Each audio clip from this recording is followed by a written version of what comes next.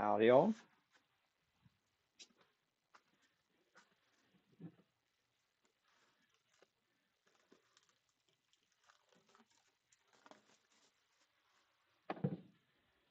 Didn't have my knife in my pocket, so guess what? Got a sharp tool. Can use that as well. What this is a piece of pear, Bartlett pear, actually to be technical. Try and line up the high points. This is actually fairly flat for whatever reason. I still want to get these upper protrusions in about the same plane. That's my thing. So from there, we're going to give it that trusty little spin to make sure that nothing touches. See what kind of speed we can get out of it. Probably not real super fast at this point. We're going to pick up a vibration pretty quickly. Will it allow me to go through it? Small piece. Did allow me to go through some of it.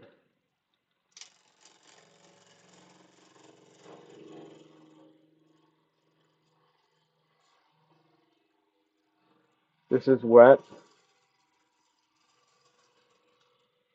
Probably has been taken down in the last couple weeks, couple months. It was given to me at my turning club meeting, so that I do not know how long it's been cut or down. Did a good job on the bandsaw for a change, so one cut. And we're not as close as what I thought we were. So we're going to have to make another cut because I have one.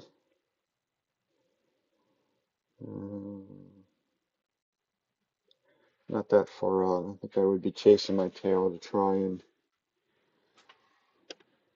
make that even all the way around. It's not off by much. Overhead. Try something here. See whether I think it'll probably look better just in the end. Maybe not. Go overhead. Okay. Gives you a better idea what I'm doing. Now we need to flatten off this bottom somewhat.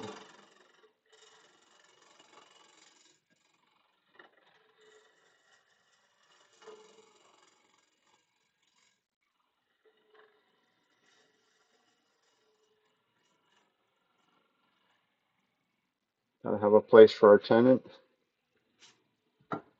And we will go with the bigger jaws. This is going to be a rough turn. Not going to be a final dimension kind of a turn. At least I don't think so.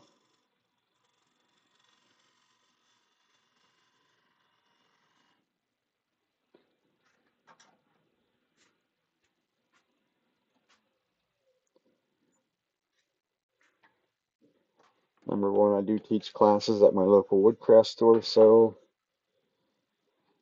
unfortunately there's a bunch of my tools that are still there because I take some of my own.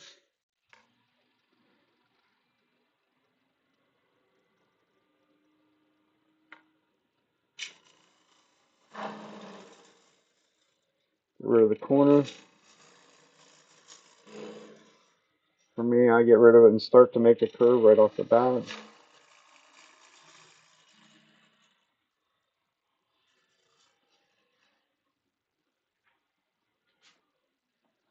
Tool rest quickly becomes further away than what it needs to be, wants to be.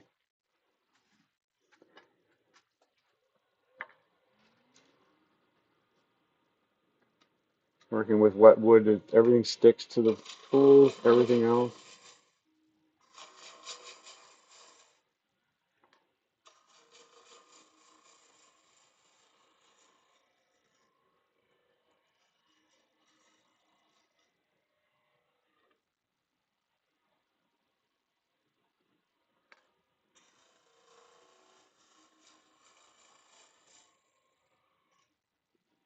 We get down to where our tenant's going to be.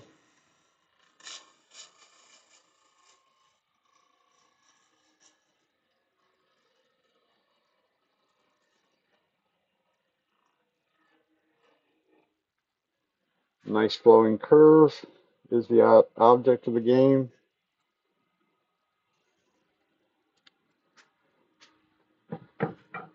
Grab my spindle gouge.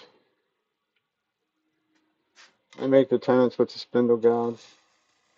I want the tenon to be nice and cleanly cut into that corner. I also use the spindle gouge while I'm here to clean up this little bit in the bottom. Kind of a shear scraping cut. This is going to be a rough turn. I'm not necessarily worried about the perfect finish. I don't want no huge amounts of torn grain or anything like that. Just nice and smooth, relatively smooth. This green wood is it. Getting a smooth cut on green wood is very easy. It's softer. It's lubricated. If I was so minded, I could do a little shear scraping with the bowl gouge just to sort of clean it up a little bit more up in that curve. Really is kind of in ways a bit of a waste of time to do that by virtue of it's going to move as it dries. That's the inside. I might as well go grab the other one. I'll just do the two pair ones on the outside, and then I'll do the inside of them. Or do I have three pair? Actually, I think I have three that are the pair. Do need my dry center though.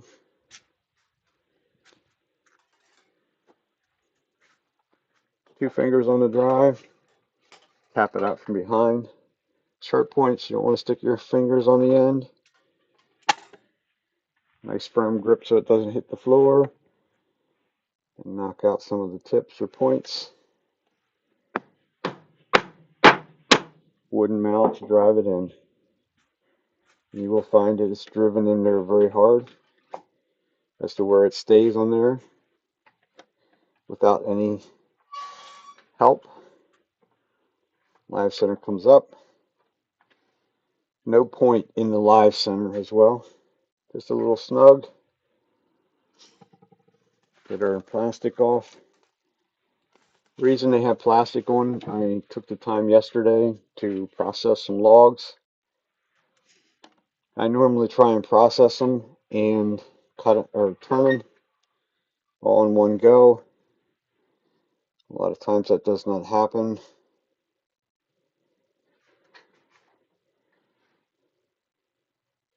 So the plastic will stop them from losing a bunch of moisture in a day or two or a week or something like that. Be a little bit careful how long you leave them in the plastic. They will start to grow mold and get funky rather quickly, depending on the time of year. These are plenty wet. Am I going the wrong way or what? No. That's our high point, so it needs to go away. I was going the right way. For me, I just think this makes them a little bit more pleasing on the shape, that everything is sort of on the same plane. At least I try to. I see lots of people just throw them on there sort of willy-nilly and go at it. That's not my game, put it that way. As you can see now, it's really all funky and all out of whack, but it's okay because we're gonna get what we want out of it. Drop the speed way back, bring the speed up, looking for a vibration. There's a vibration there. Can we go a little bit faster and go through it? The answer is yes. I like the speed while I'm turning. For me, by all means, if you're not comfortable with it, then go with the speed that you're comfortable with.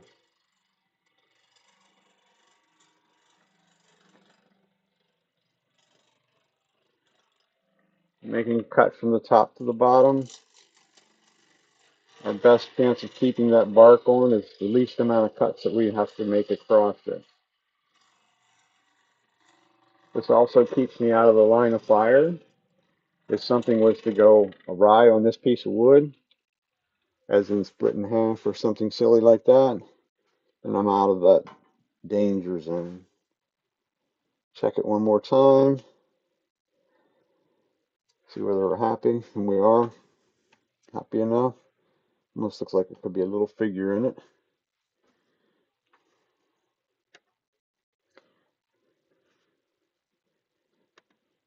So now we'll come to the bottom.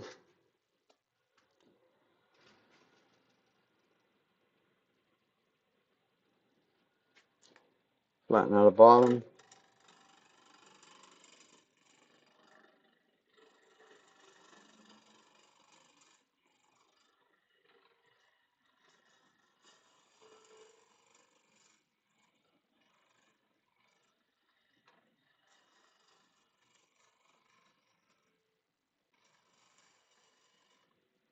Get rid of that little corner right there, even in wet wood, is still very sharp. If you were to do something and accidentally touch it, it will cut you. And it will cut you very quickly. And so we just eliminate that issue right from the start.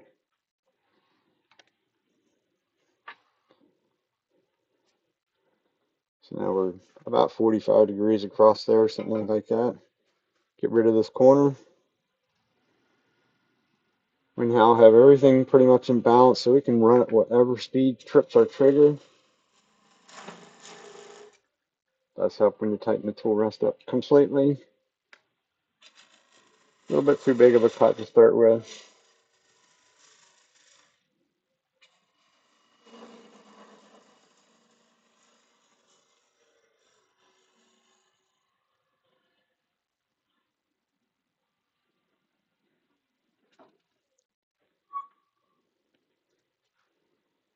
And keep moving our tool rest to keep things fairly close.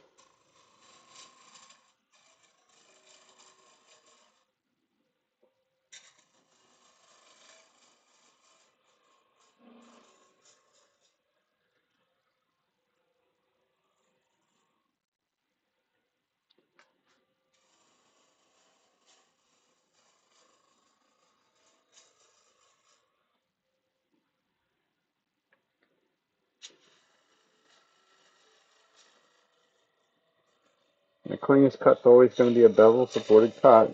So that's where I just went back to. The other one was sort of an unsupported cut. Bulk removing material.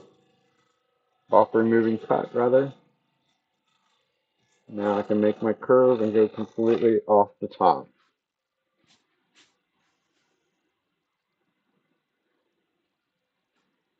This one's a little thicker than the other one was. Let's see what happens. And make our pennant, and we will blend that in to that area. A little spear scraping kind of a cut. Blend that curve. And that should be good enough for a rough turn bowl. I will leave these about an inch thick, so I will still have a fair amount of material to remove once they're dry. So if my shape is not perfect now, generally speaking, I can reshape it to a point once it's dry and does all of its warping, twisting, and everything else that it's going to do. So that's two of them ready, so that I don't get too carried away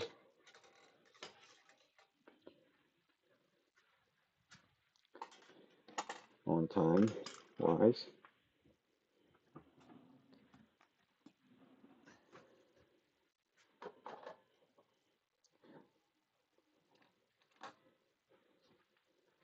So now we can go to our chuck. Going to run the grain up and down in between jaws. It's going to give us the most consistent grip the whole way around. These calipers are set so that it's pretty much a perfect circle, or close to it. You can see I can only tighten one lug, the other lug is already tight. when I do it that way. And now we can just hollow out the inside.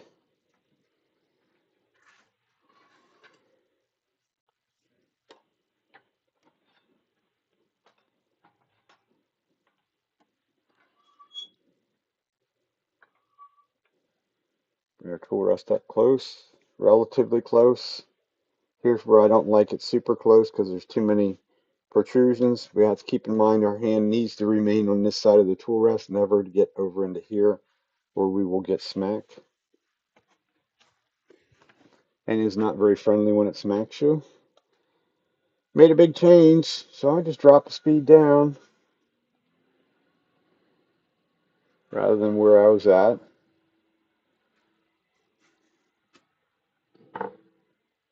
And then we'll proceed into hollowing inside.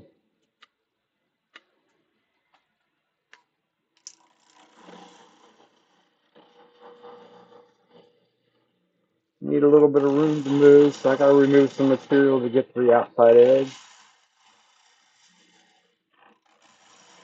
I stop short each time leaving that step. And I said I was going to leave them about an inch thick. Might not quite go quite that thick.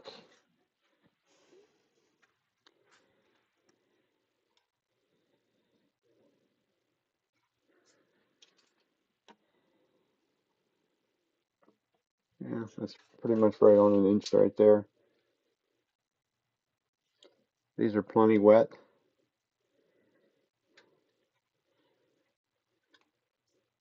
So yeah, we'll leave that. And I'll set my caliper so they're just a little bit bigger than that area. So that as I run them around the inside, I'm looking on the outside. I need these to be very consistent thickness wise. Gives me the best chance for them to dry without cracking. Because if we're uneven when we're doing these, then we're uneven. This is going to be an issue. The camera's going to hit me.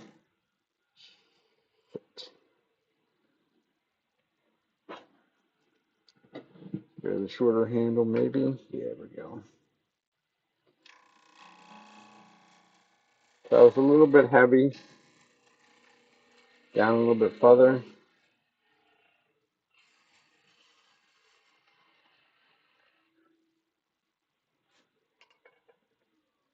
I went down there about an inch. I'm going to stop and I'm going to check it to make sure my little brain is working the way it should be. So down to the first little ridge, it's good.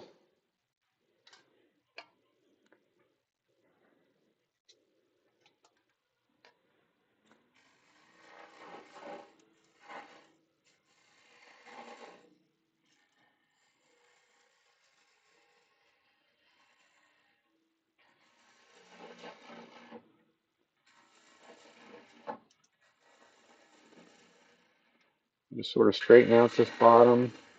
Bottom is actually sort of going to be flat right at the moment. That just gets my material, the material in the middle out of my road.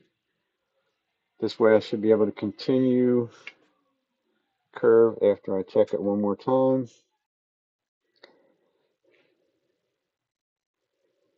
We're good. If the bottom's a little thinner than the sides, that's a good thing because there is a tenant down there that has to dry as well. Not much left to do. Just blend, basically going to blend this curve into the bottom and we're going to be good.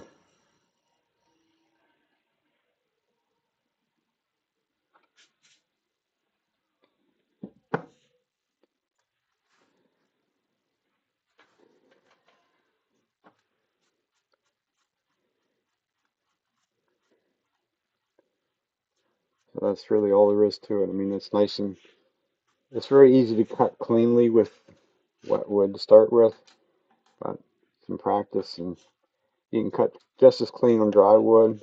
You can tell it's plenty wet. You can see the black line on there. That's the oxidation between the jaws and the tenant right off the bat, which in this case doesn't matter because we're going to throw it in a paper bag and it's going to sit for the next 8 months to a year until I get back to it. That way it will be dry. It will be air dried rather than kiln dried. Don't own a kiln, but want one. Air dried material is much more friendly to work with.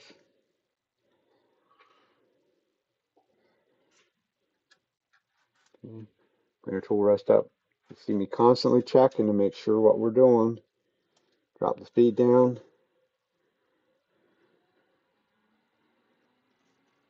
Speed comes back up.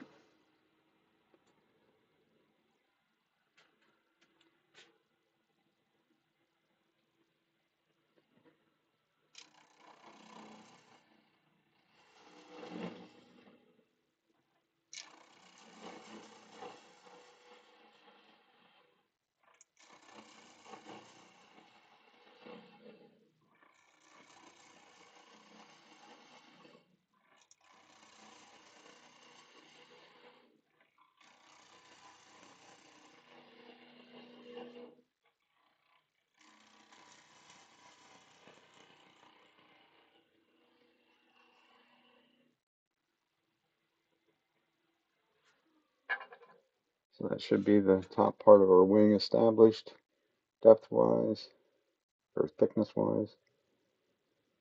We're fattening up as we go down, which is always a plus, because we can always take a little bit more material out. Be a little challenging to try and put some material back. So we now know we're ready to move on down.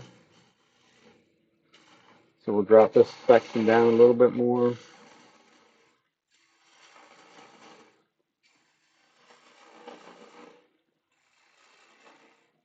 We know we're good up in that area right there. If I go back up in there and pick up our cut, trying to mirror the outside.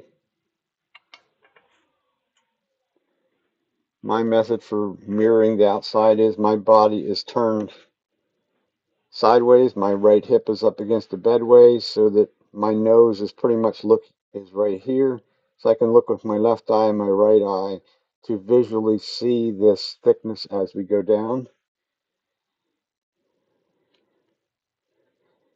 We're deep enough right there already. Keep forgetting these are so shallow. Do need to make a little bit of an area right there. Is a little bit on the thick side. And don't go any deeper.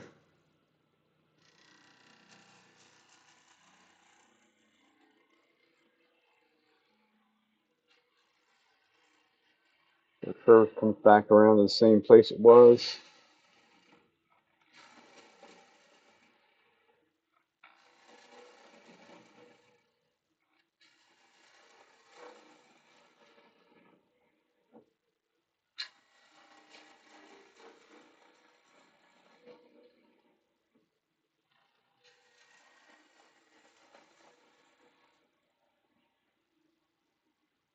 Complete the curve. Check it one last time. We should be good. If anything, I probably took a little more out of the bottom than what we're actually good. Not a real super perfect shape in there. There's a lump. I am going to take that out.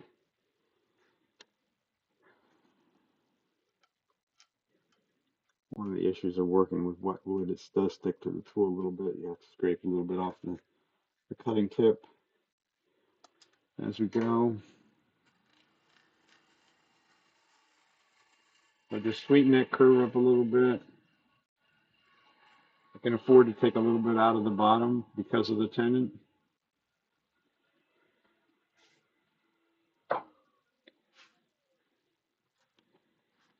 Bowl number 2, complete.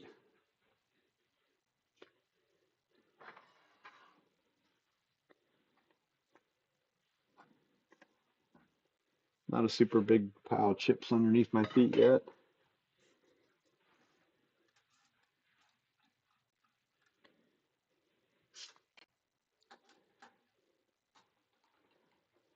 These will get a date and type of species of wood from the tenant. It will go in a brown paper bag from the grocery store. They will get taped shut. Same information will be put on the outside of them, outside of the bag. They will go up on a shelf that's down low to the ground in my other room. I have one more of these pair to do. And they will sit there for approximately 8 months to a year. Generally speaking, usually around the 8-month or 9-month area. I will a lot of times take them out of the bag.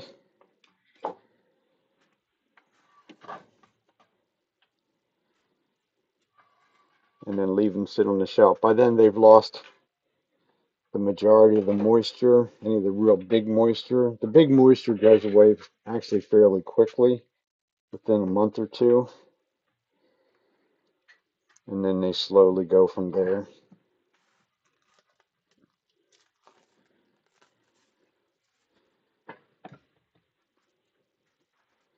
If and when you pull them out at that 8-month mark, something like that, 8 to 9 months, you have to be a little bit careful and not just stack them on top of one another, because they are still moving, they are still losing moisture. So as they move, they may very well stick to one another.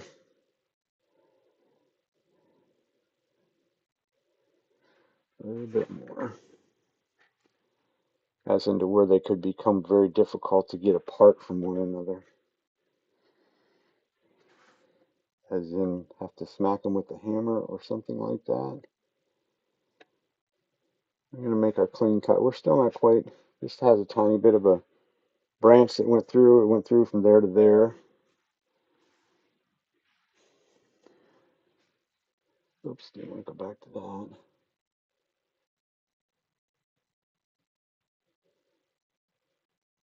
I guess we could move the camera over a shade. There we go.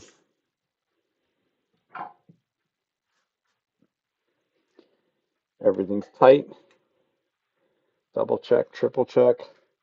Speed down to very little. What we're looking for is a vibration. These little ones are really fun to do this way because you can almost always get through any vibration, get our speed up to a more likable kind of a speed for doing a natural edge piece. At least a more likable speed for me. Put it that way.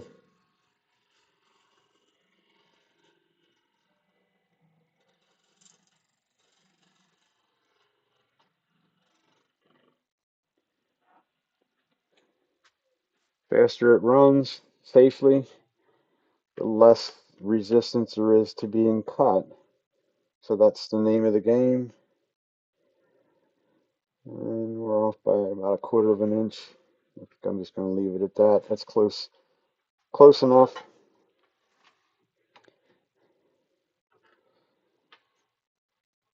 This is where you have to get this outside shape, diameter, whatever the case may be. You got to get it right before you move on.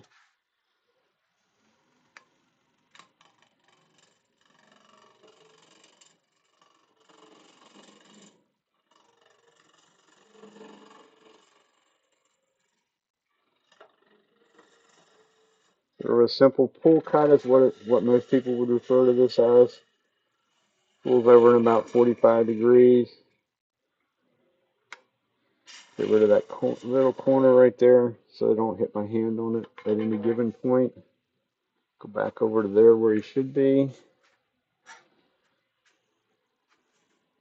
Mark our tenon.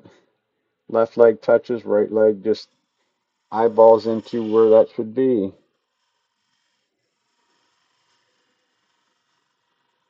Cannot have that right leg touch the spinning piece of wood, or you'll be picking the calipers up off the ground. Hopefully not in the side of your head or something like that, but it is not a good thing to touch that side. It will not end very well for you.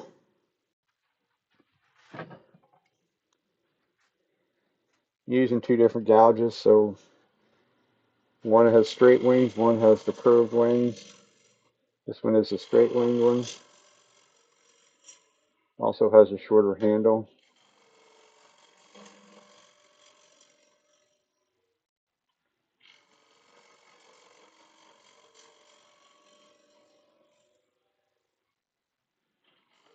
We're getting rid of the corner and starting to make our curve. I kind of do this all in one sort of fail swoop, as you would want to say.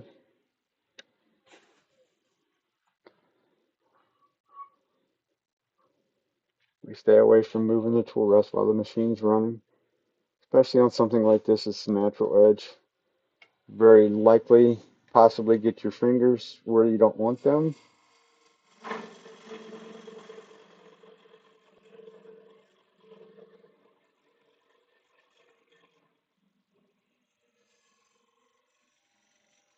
I'm not trying to go 100 mile an hour. I'm more in control when I take my time, which is what we need to be. We need to get our area for our tenant in there established.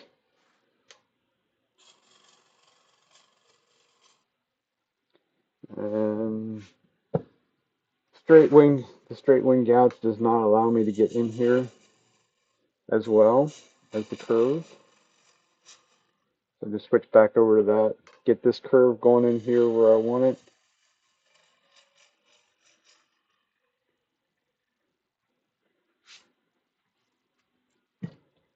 Make our tenon so we know where we're going to.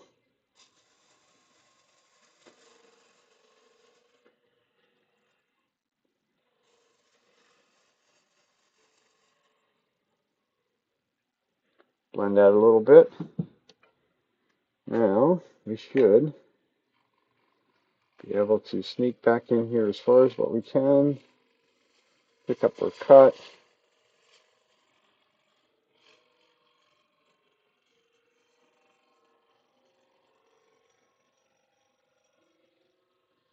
We should be able to do this in one shot.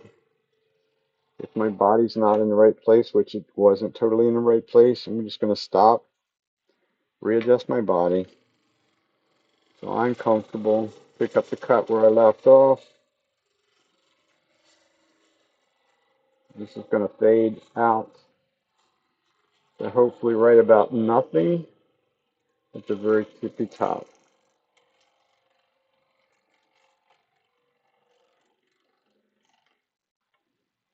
And off the top edge.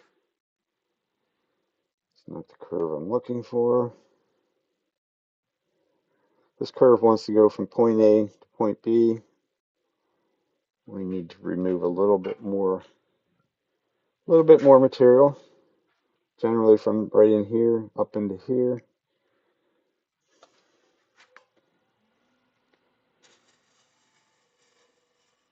And it won't be a ton of material. You can sort of do it as a spear scraping cut so that it remains a pretty clean cut.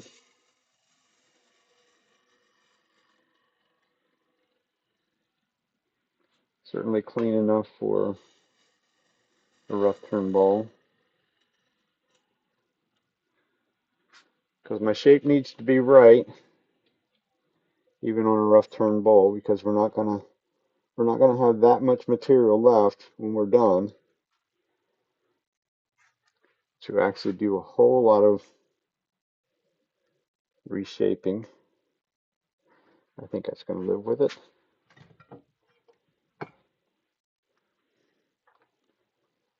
I didn't quite realize that there's actually 3 of these are the same. I would have done all 3 of them. Makes it a little bit more productive for you. If you got 3 or 4, however many bowl blanks ready to go, it's kind of easier in the process just to do the outsides of all of them and then go back and do the inside. At least that's what it works for me. If you're just starting out, learning to turn or something like that, then just do them one at a time so you get used to what it takes to switch things around. Last little bit, we're going to give that chuck a nice snap. And hear the thud, means it's locked into metal to metal. I do not use or recommend any of those nylon washer type things in there. They're not precise enough. I clean the top of my tool rest too a little bit. A little Scotch-Brite pad. So once again, we're working with wet wood, so it likes to stick to things. I want my tool rest to be as smooth as possible. Can even put some wax on there if you're so minded. Come back into where we think we want it. Always giving it that spin. A little too close there. Have to have room for the bevel, because there is a bevel in the tool, so got to have room for that to sit beyond the tool rest. Major change, we slowed down. And then we're going to go back up to the speed that we want.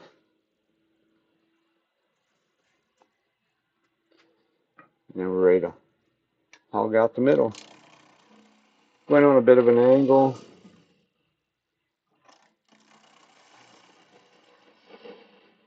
Gets me some of the center out.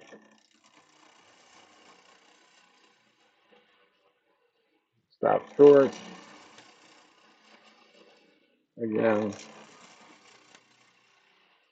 When I stop short each time, gives me the availability of just dropping into that little groove and proceeding on without really having to be concerned about any kind of a run back or anything like that. My eye says not very good today.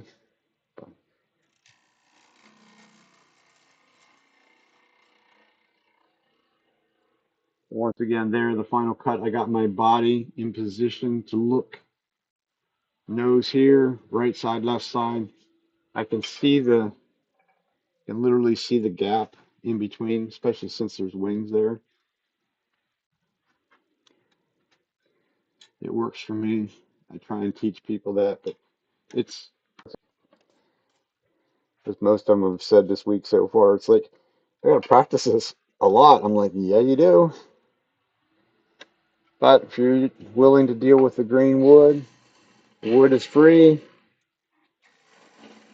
or semi-free.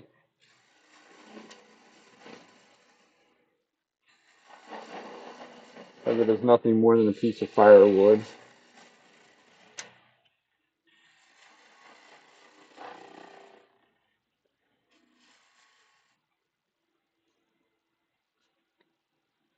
The reason I stopped right there, I did not pick up my cut where I left off. So it's more advantageous to make things right the first time.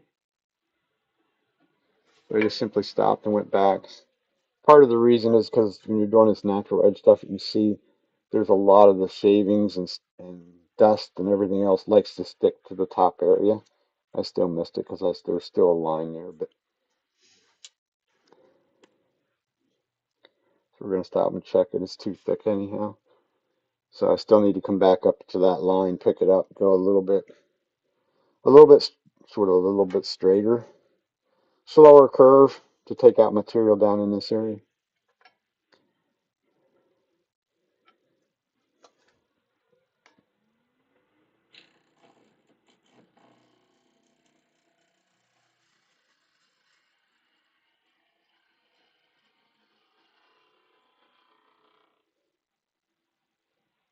My eyes are trained down at about 6 o'clock, 5 o'clock. I'm not trying to look around the corner. I can't see over top of the gouge anyhow. So I train my eyes to look either down here at 6 o'clock, 5 o'clock, 4 o'clock, whichever. Down and to the right. I'm tall, so I'm generally looking pretty much down. If you're shorter, then look over on the other side. You gotta learn to have the confidence on what you're doing with the tool is right. Okay, we're just about to the bottom where we need to be. which is a fairly hard thing to learn. Takes a bit of time and practice and patience.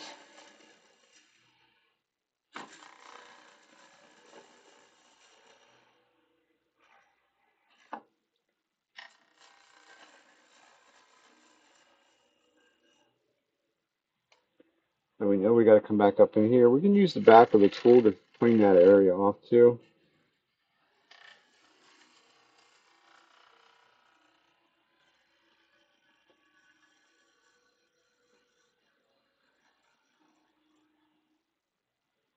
Gonna be too big of a cut going across the center, so I'm gonna make it in 2 or 3 passes. But I don't want to break out that center point. If anything, I'd rather leave that little nub sticking up than driving through that center and tearing a hole.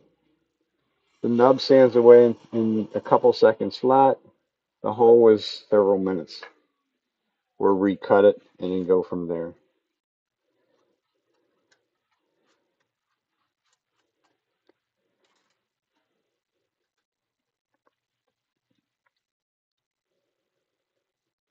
We're actually very consistent the whole way down, which also means I could probably take just one more cut down in here. It's not necessarily the curve I'm looking for anyhow, and remove just a little bit more out of the base.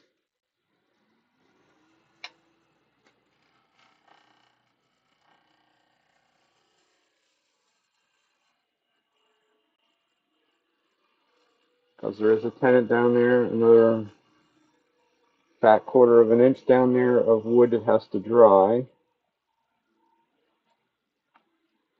Preferably dry without cracking.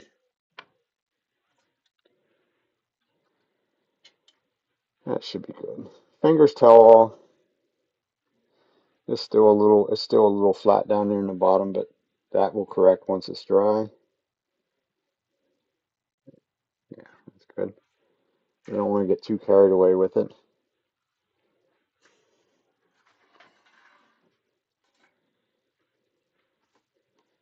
Keep the wet shavings off the bedways as much as I can. They are soaking wet. Doesn't seem to be throwing any water, but it very easily could be. Just not seeing it. Doesn't look like there's any reel on the camera.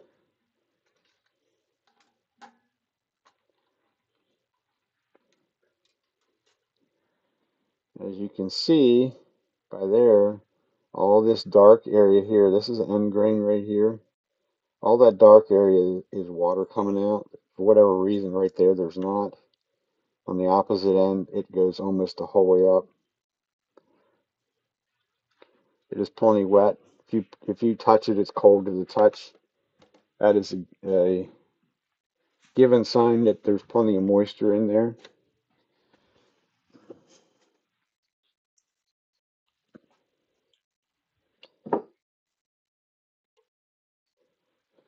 I put it in a brown paper bag. I put it over in my finished, actually it's a finished space, in my family room, in my basement. So it's climate controlled. There's also a dehumidifier that generally gets driven nuts when I do this stuff. The biggest key to getting them to dry without cracking is making sure the wall thickness is as even as what you can possibly get it. I try and stay, it's going to sound strange, but I try and stay within about a 1/16 of an inch. If you were watching the last ones, I have a set of calipers, set of dividers, calipers. These little guys set to that. I rub the inside of the ball. I'm looking at the outside. I don't want to see, I want to see about the same gap on the outside as what I do running down the inside. The whole way through the bottom can be a tiny bit thinner. Not really a big measurable thinner. It can be because you have a tenant behind it. And then they just go in the paper bag. Obviously this one's a little heavier. I did not get it driven in there quite as hard as the little ones. I have good success with it. Some of it depends.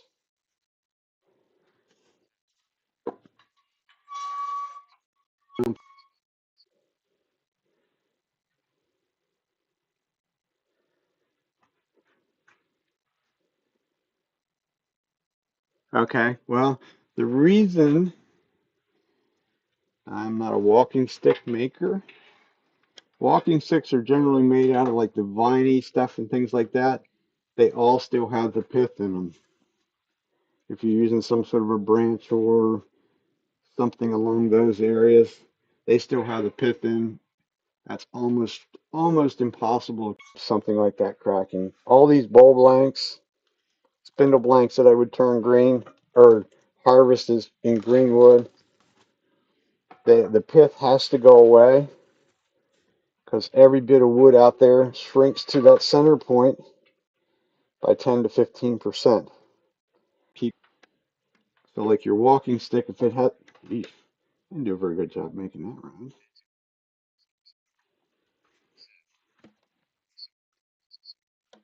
Yeah, the wood shrinks to the center, which is the pith. It always shrinks to the center. This one's going to be a bit of a slow go. How are you doing, Pat? Okay, well, that's pretty close to where it wants to be.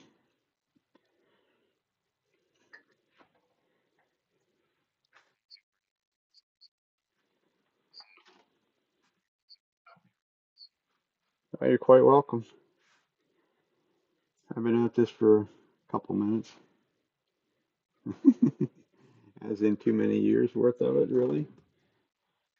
But yeah, so that's I use tree branches for some of the stuff that I might do. Definitely have this thing way out of whack. Thinking maybe my how I get this circle is I have a cardboard poster board type cardboard template that I put in there and drive a nail through it. And obviously I missed the center point. So this one is going to be a little bit more of a slow go. This stuff is about as fresh as almost as fresh as what you can get as far as wood goes. This was cut last Tuesday. I picked it up at my turning club meeting on Tuesday evening. And he told me, so I just cut that today. Okay. So unfortunately, our speed is going to be very slow. So that means our pace is going to be very slow.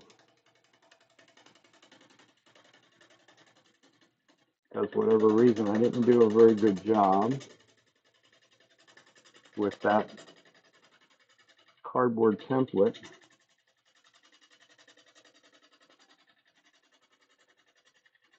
As you see, I'm going to the snail's pace. Go to there.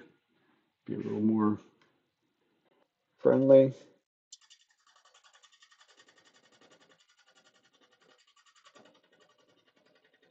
This is persimmon. This is kind of a new adventure for me. I can't say that I've ever had any persimmon. Turned a little spindle piece yesterday in wood, a tree, and it kind of seems like it's going to be one of those woods that's kind of stringy.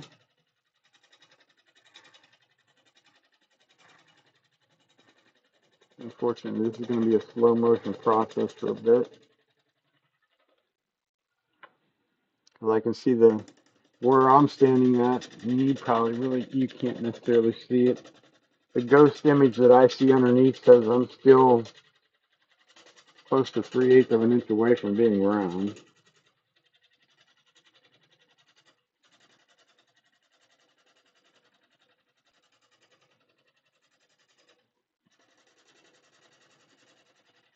Not to mention this gouge has already cut 3 wet bowls. It's really time to go over and sharpen. More interested in getting some of this outside dirt away.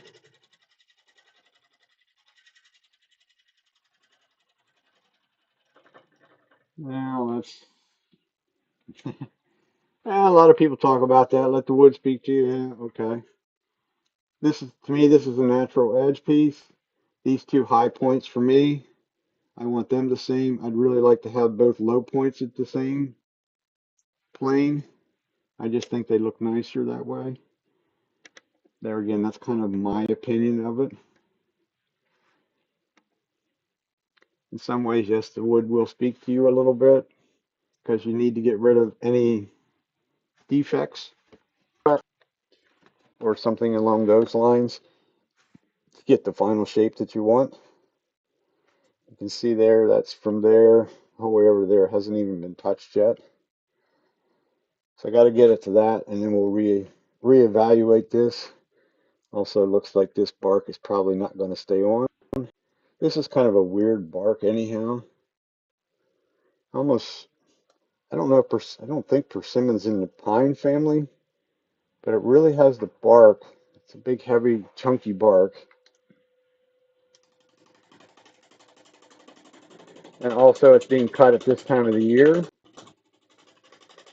So the likelihood of bark staying on is probably very slim. This time of year, there's way too much moisture in the tree. Ideally, would be to get this type of wood would be to get it in the middle of the winter when there's less moisture, less sap in it, which is more moisture.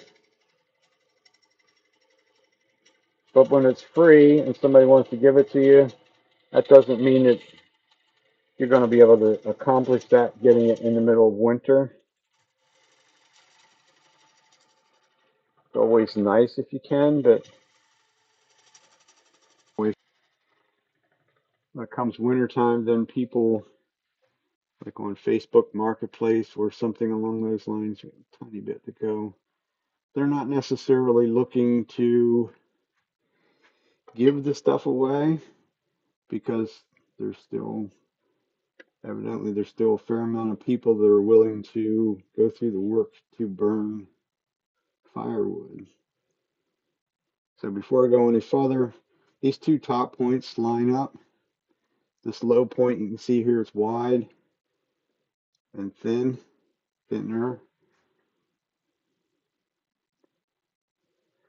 So I'm going to move it again.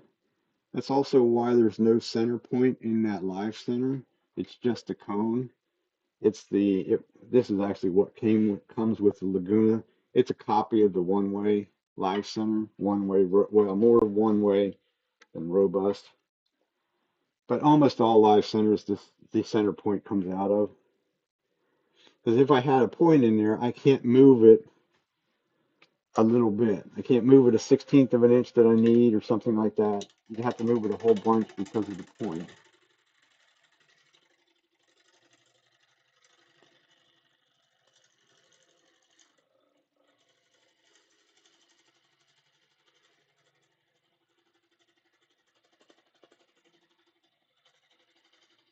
I am sort of tapering this a little bit as I go down. It's just generally because of where the legs are out on my lathe. I can't get totally sideways. So it's inherently going to put me on a little bit of a downward angle. And all that goes away down there anyhow. So still a tiny bit angle. Thought I had it all. But we can check these now. It should have taken more out of them. And we are going to move it one more little time.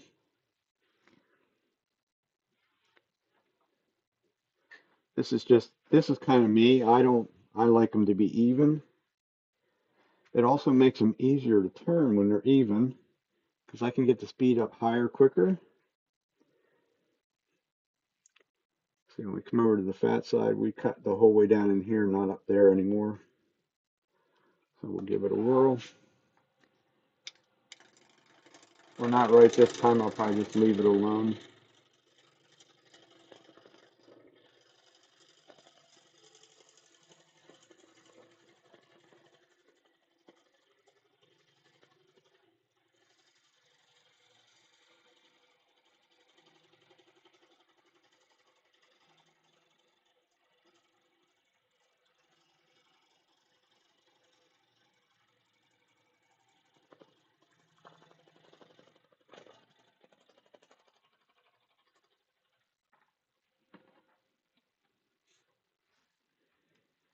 trying to stay in control the whole time. The wonders of, in this case, it doesn't really matter. You can see it just feathered that up, chips that up as you go. Ideally, we'd be stopped short of that and come back in the other way. But that's the bottom of the bowl, so I'm not really too overly concerned about it. Doesn't look like we're going to quite get to that.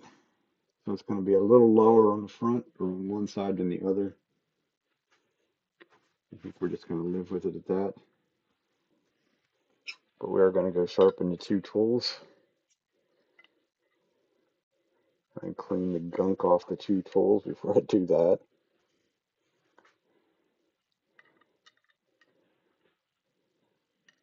Sharp tools are a must, not an option. It's a must. When the tools get dull or start to get dull, your automatic tendency is now you have to push harder on them to make them do what they need to do.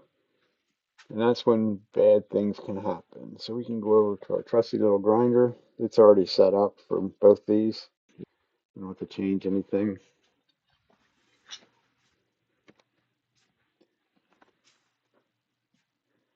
I have made, I gotta take the face shield off. I know that. Because that will be in the line of the camera. I've made these little blocks. They're 3D printed. I have them from 25 through 65 at 5-degree increments. They simply lay on the platform, go up against the wheel, and you can set your platform consistent every time, which makes life a whole lot easier. Because the more you change things, the more steel you're grinding away. Tools are not free.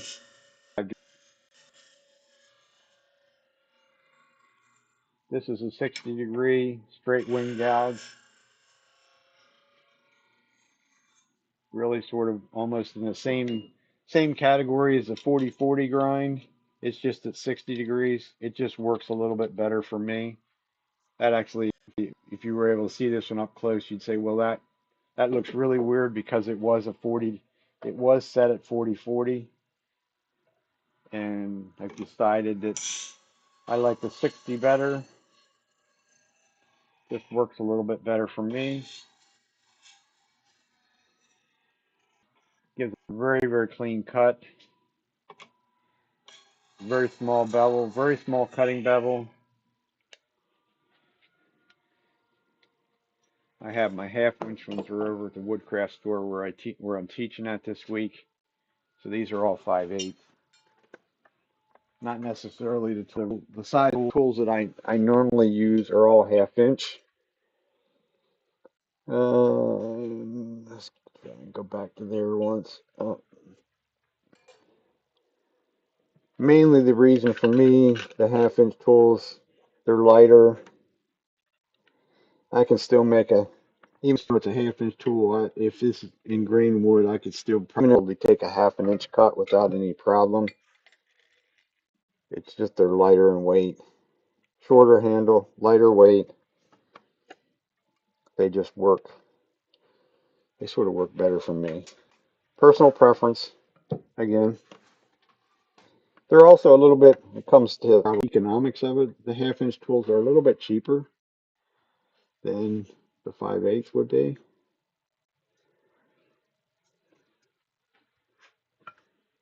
So now we're back to flattening out the bottom. See if we're getting in balance at all. No. I was able to get a little bit of RPMs. I should be able to get all what I want once we get this flattened out.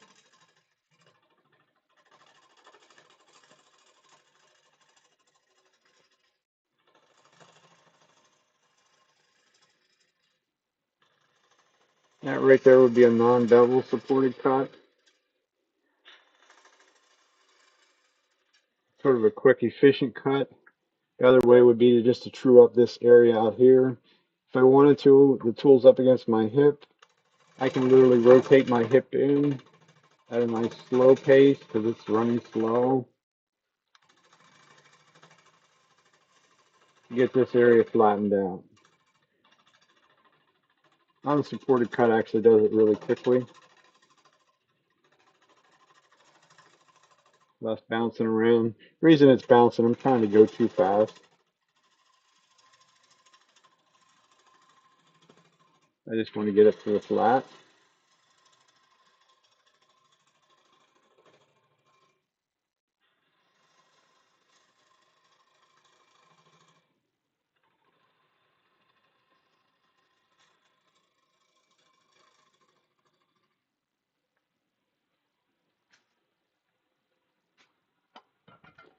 From there we can mark our tenant. This is about a 3-inch tenant, something like that.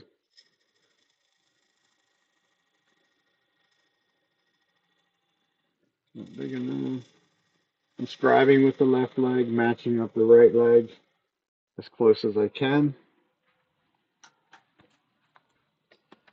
without the right leg touching. If the right leg touches, it will rip it right out of your hand. Where I'm standing at, it's not going to hit me, but a lot of people have a tendency they're standing directly in front of everything they want to do. At that point, it could hit you. Got a little, I don't know what that is. Some of these persimmon logs had a really black streak in them. This may end up being, we might end up having to shrink this down a little bit because that's a hole, and that's right in the area where our tenant's going to be. So we might have to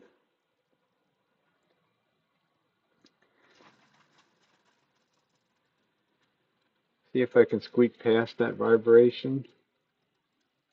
I still have a bit of it. I'm going to live with it for a couple minutes. Get rid of this corner.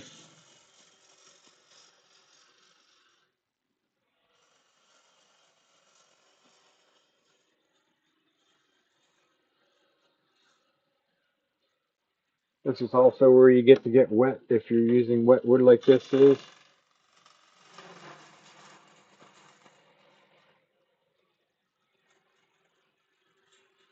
I sort of want to cross that corner a little bit straight to start, and then I start to make a curve.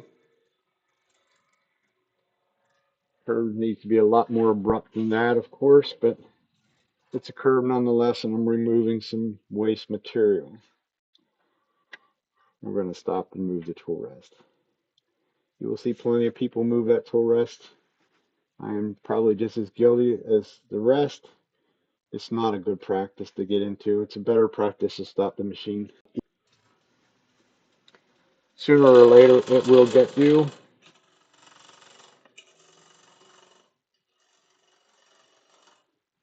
Could also ruin the piece, break a tool rest or something like that.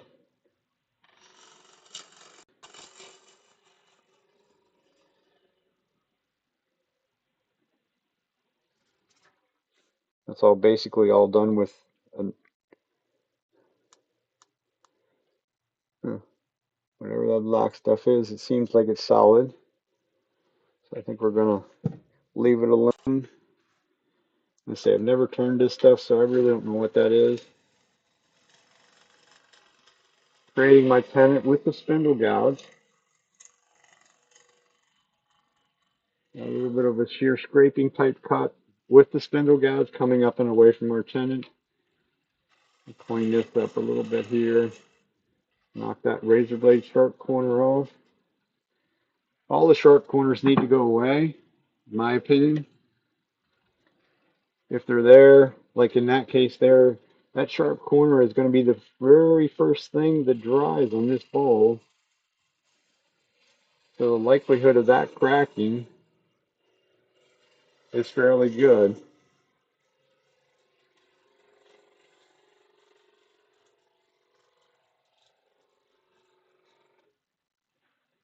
If we can't comfortably get to the top, we stop, readjust, reestablish our cut,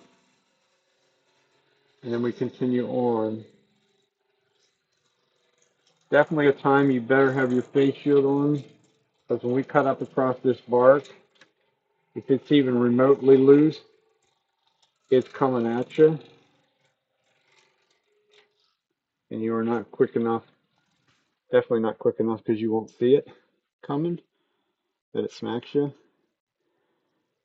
Like I said, I don't have much faith. There's already some of it fell off. As this dries, probably the rest of it will pop loose. I will leave it on there till it dries though, because it's not loose enough that if I push on it right now that it breaks off. But most likely until once it dries, it will probably fall off because the bark in the wood does not shrink at the same rate. Especially seeing how the bark is this bark layer and this little line underneath it is where all the water and nutrients go up through a tree. They don't go up through the center, they go up through the outside and wick their way inward. So the most amount of moisture is right underneath that bark. One last thing before we turn it around. Well, that's pretty cleanly cut. It's a little ridge that was left there. We can shear scrape with a bowl gouge. Handle is really low. I'm using the bottom wing and just sliding up across. We still want to go in the same direction. We don't necessarily want to go back and forth because if we go downhill towards the center, even like that, there's a good possibility that you're going to stand grain back up. I left a ridge up here that I'm going to get rid of.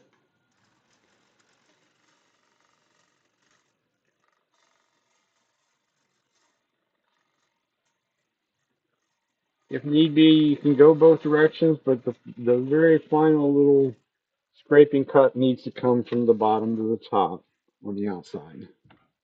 I don't do any of that on the inside. Although you can do a little bit on the inside as well. Um, I need to think in here. No, that would be small enough. What I was looking at is what I left down here, this little place where the live center is going into it. I need that, and I need to make sure that is small enough. I'm going to take a little bit off of it just to make sure. That needs to be small enough to go in the hole, the center hole of the chuck. Nothing finer than putting that on the chuck to find out that you're truly gripping in the center hole on that little bit. Does not end well for you.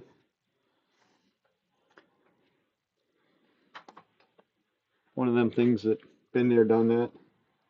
Can't figure out why it doesn't what doesn't look right, and a little research shows that is gripping on that little center point.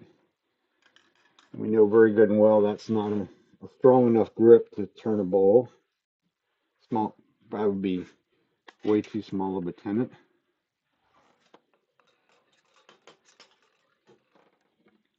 We got our drive center.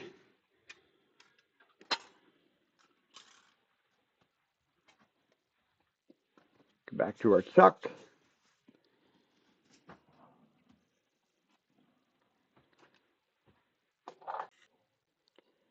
Chuck is a VM120, as in Vicmark VM120. Everybody has an opinion on the chucks. My opinion is buy good right off the bat. Really, as far as I'm concerned, there would be two manufacturers in that category. One being Vicmark, the other one being One Way. I chose the Vicmark many, many years ago, and that's what I stick with. I have the VM100. I also actually technically have three, the VM120s.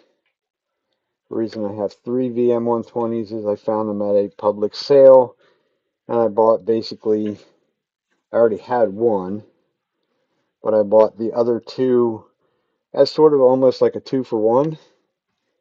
I spent about $150, $175 a piece for them. Basically used. Nothing wrong with that being used. They're pretty, I wouldn't say they're indestructible. The person that had them, I haven't gotten all of them cleaned up yet. They must have did a bunch of finishing, spraying. You know, if you're going to spray A lot of people like to spray their finishes on the piece while it's on the chuck. Take the 2 minutes out to put a little painter's tape or a bag or something over top of it to protect it. I mean, it's an investment.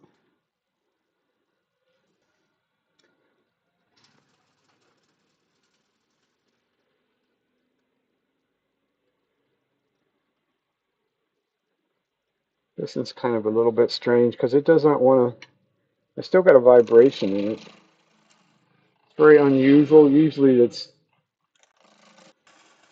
once you get things round and evened out, you usually get rid of all the vibration. Gotta have a little bit of room to move, so I dig that cone out of the center. Not super, super deep. I'm not going to the center point because I want that center to stay there. That gives us our support.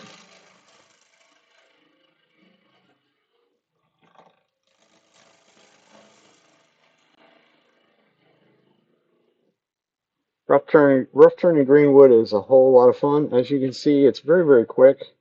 You just have to put up with some moisture.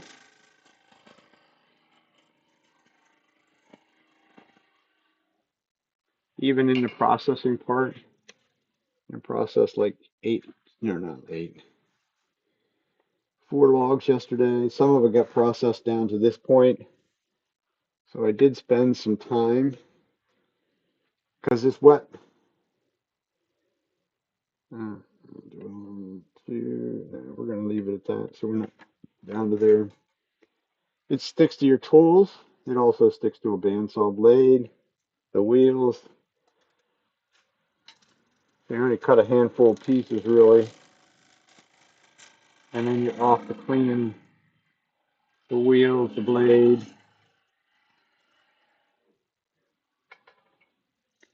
I did come up with a bright idea yesterday with the blade. Of course, you could take it off and put it in some sort of a solvent or whatever to take that off. But I just took a little wire brush on a drill, just a small, only about that big around, something like that. Or I could lay the drill on the table of the bandsaw, had the top door open so I could spin it by hand, spin it backwards. The wire brush wheel was spinning forwards. So as it goes down across the blade, it just peeled all them little chunks of stuck on wood off that bandsaw blade in a very quick period of time. Because it generally only sticks on the inside, because that's where it's going up against the wheel.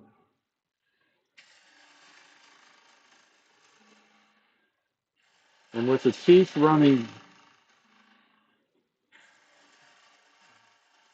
running up, so the wire brush is never touching the cutting edge of the teeth.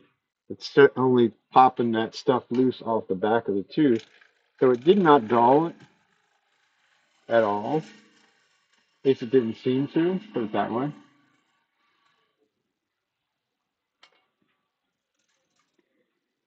This is where we cut it a little bit. Check it. Person that was asking about getting them to dry. This is how I get these bowls to dry. So right now, I'm able to slide that down the whole way. I really can't give you a view of what. Don't think. Let me see something once. It's probably not. I can't get that close. No, I won't be able to get that close. What I'm looking for is a gap over here. I'm trying to make that gap consistent, which I'm starting out up here okay. We're doing the good thing of it got thicker as it went down. So that tells me immediately that we're going to go back up closer to the rim. We're going to take a little bit more material out as we go down, and then we'll stop and check it again.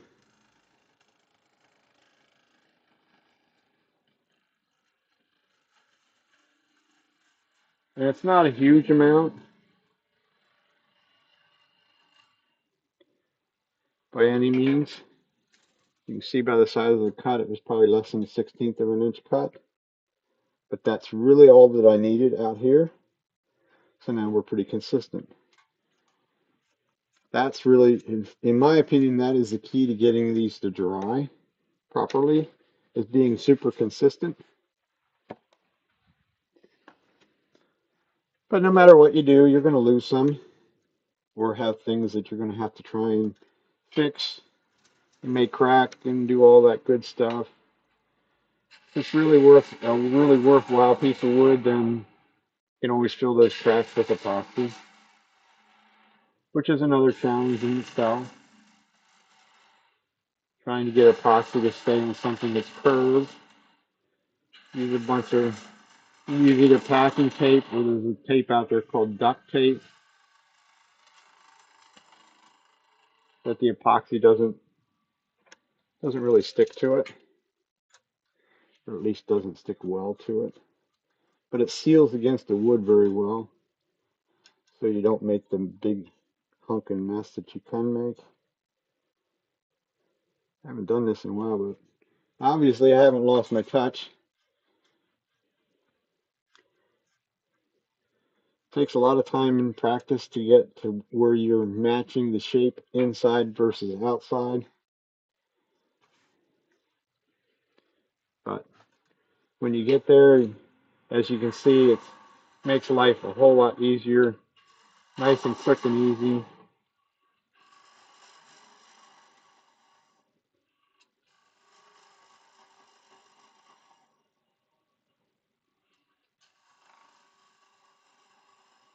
Cuts are getting smaller and smaller as I go down further.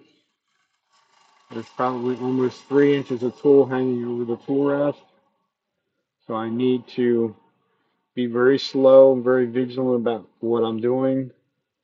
That little center point does not want to cut off.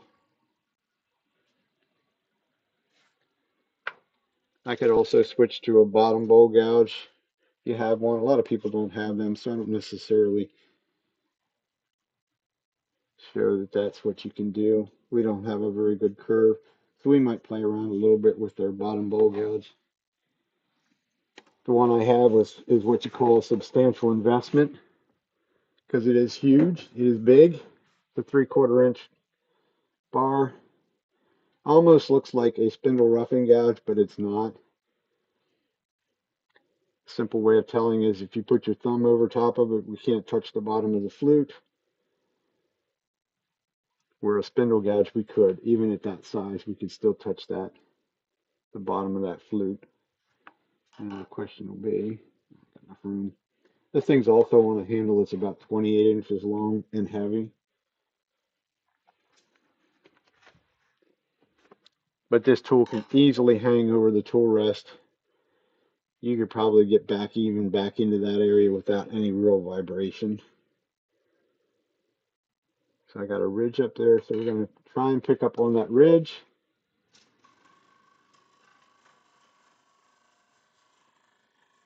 And rotate the handle. This thing wants to actually cut almost straight up and down.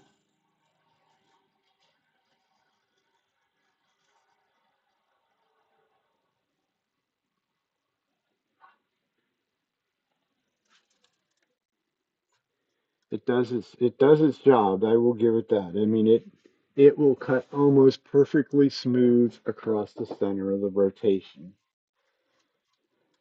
But is it worth the $200+ that that tool costs?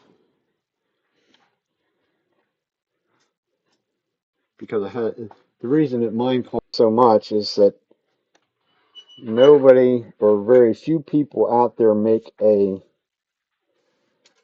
insert. This would be an insert in there, which this one's a 5/8. It will allow me to take this tool in and out of the handle. And when I bought the gouge, I could not find anybody that had a 3/4 inch insert. That's a Thompson lathe tool, and he did not make inserts that big either. So that was kind of a bit of a gotcha moment in a way. So there's what we have inside. We still have that black, whatever that is. That's soft right there too. This thing probably could end up with a hole in it when it's done. I don't know. We'll see. be kind of neat if it doesn't. It almost reminds you like that's a soft bit or something in that. I'll have to check with some people that actually deal with this persimmon. Like I say, this is new for me.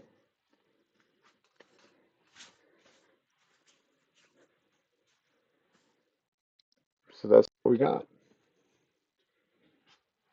So take this truck off and then we'll go overhead and we'll show you what we've done. Because now we're back to cutting more on the bandsaw. I do not have cameras there. I should, but I don't.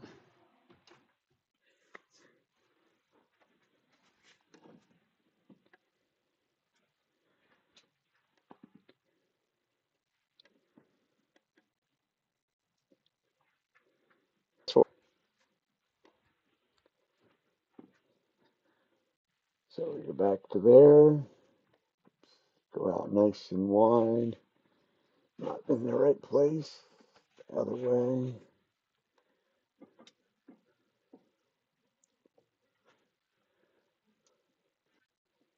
Come on.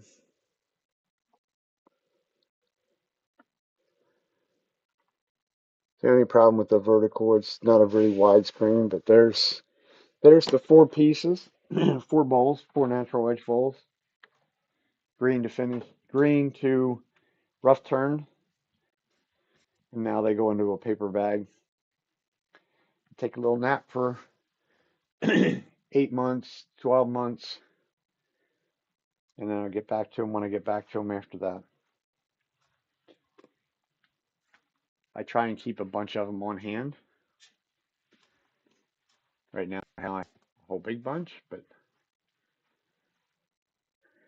it is what it is. And that's where we're at. And we are going to call it a day, a morning.